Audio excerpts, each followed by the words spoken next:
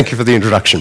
So, perhaps to put this talk into context for everyone. So, future networking, this one, future SDN, I didn't know that I'd changed the title along the way. This is actually largely about the reconfiguration of networks, what some of the driving forces have been, and maybe a little bit of an observation, not necessarily many answers, but more likely some questions about what the directions may be. Now, it's where the perspective I take, and to be fair, reconfiguration systems are my things I'm involved with on a day-to-day basis, so I'm allowed to be a little bit biased. But I would argue that the future of networking, whether it's SDN, I think that's a buzzword compliant phrase, but I would say networking in general. This is where reconfiguration systems, this is where they have their heartland, this is where they came from. There's some challenges faced by them, and let's have a look at how they may evolve to face those challenges.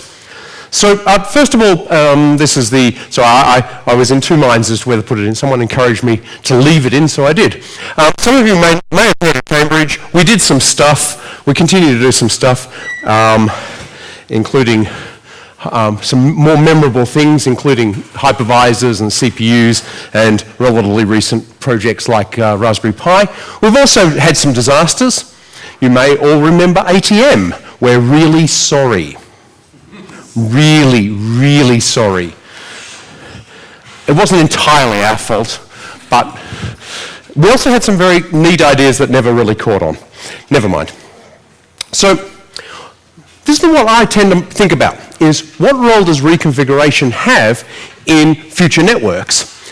And the context for this is future networks need flexibility, future networks need speed, and we now can't do any of this without paying close attention to the consumption of electricity or the production of heat, or both of those, often obviously related.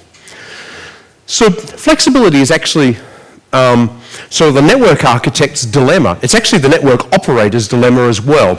The reason we don't get to have all our neat ideas deployed, because our students come up with a great idea for some fancy new routing algorithm, and funnily enough, when you go to the operators and say, I've got a fancy new algorithm, I'd like to deploy it in your network, they generally didn't talk to you in the first place. And if they did talk to you, they